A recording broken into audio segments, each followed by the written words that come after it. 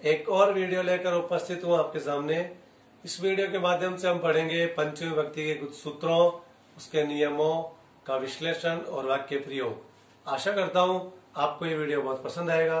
नमस्कार। स्क्रीन पे देखिए दोस्तों, आज हम पढ़ने जा रहे हैं पंचमी विभक्ति। हिंदी का जो अपादान कारक होता है, अपादान अर्थात किसी ध्रुव या स्थिर भाग से विभाग या दूर होना अपादान कहलाता है। तो अपादाने पंचमी विभक्ति। अपादान कारक में हमेशा पंचमी विभक्ति का प्रयोग किया जाता है। अपादान को संस्कृत का ये सूत्र कुछ इस प्रकार समझाता है।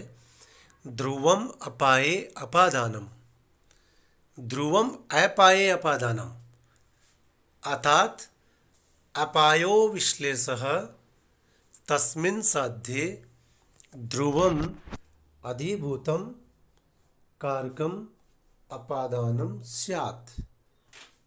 इसका हिंदी अभिप्राय कुछ हम इस प्रकार से समझ सकते हैं, अर्थात विभाग होने अर्थात भाग का उपभाग होने या दूर होने की क्रिया में, यानी जो ध्रुव हो अर्थात स्थिर हो और जहाँ से विभाग हो, जहाँ से दूरी हो, उसको अपादान कारक कहते हैं।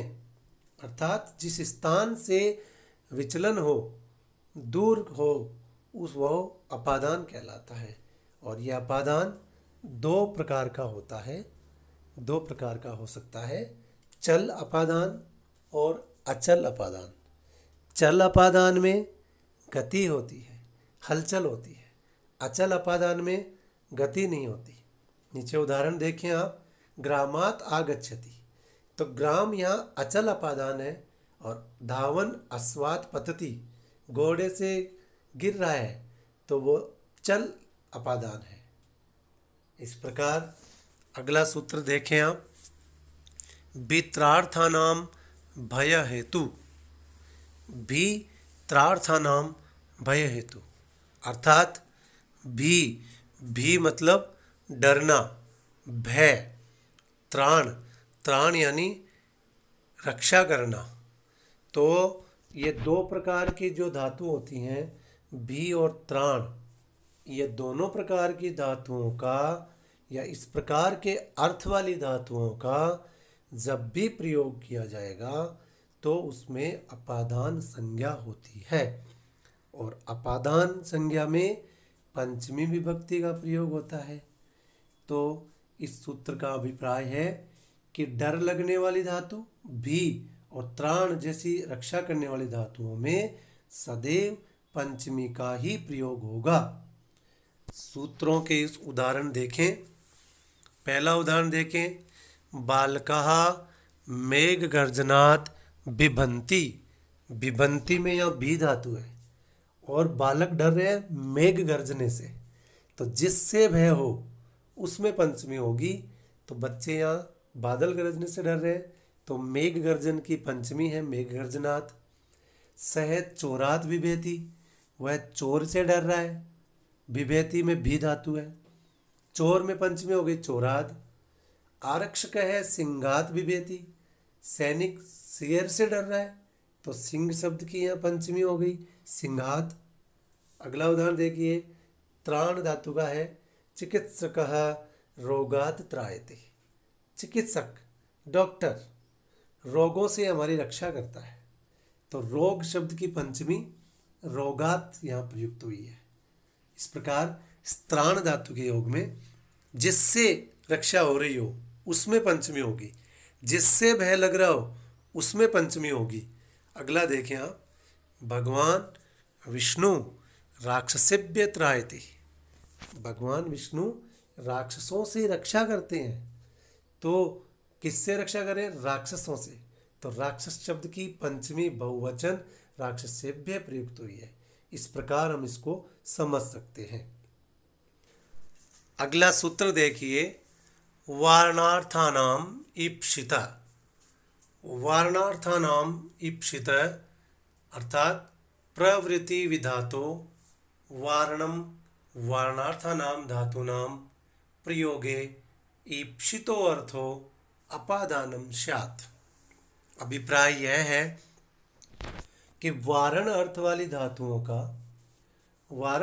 धातुओं का प्रयोग होने पर ईप्सित कारक अपादान हो जाता है।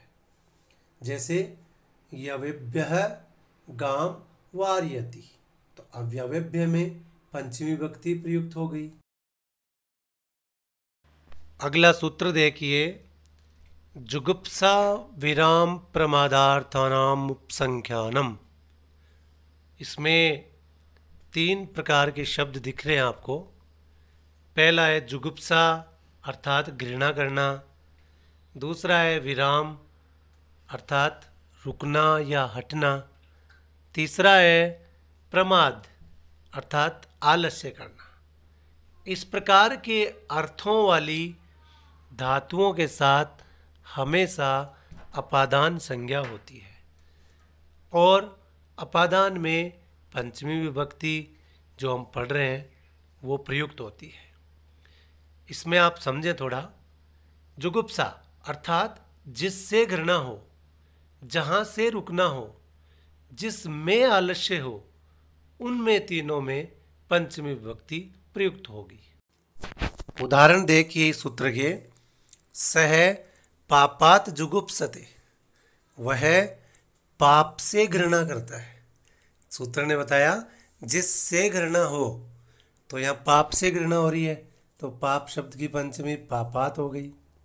रमेशः अधर्मात् विरमति, रमेश अधर्म से दूर हटता है।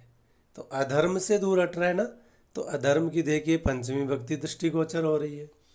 सा अध्ययनात् प्रमाद्यति, वह अध्ययन में आलस करती है, इसलिए प्रमाद करने के योग में अध्ययन में आलस करने में अध्ययन की पंचमी हो गई अध्ययनात्। सा दुर्जनात् विरमति, वह दुष्ट से दूर हटती है। तो जिससे दूर हटते हैं, दुर्जन शब्द से दूर हट रहे हैं, तो दुर्जन में पंचमी हो गई। अगला देखिए, गव्य है अध्ययनात् प्रमाद्यति, गव्य अध्ययन करने में आलस करता है, तो अध्ययन शब्द की पंचमी हो रही है। अगला और लास्ट उदाहरण देखिए, देवेशः दुष्टतायाः जुगुप्सते, देवेश दुष्टता से घृणा करता है, दुष्टता से घृणा करता है।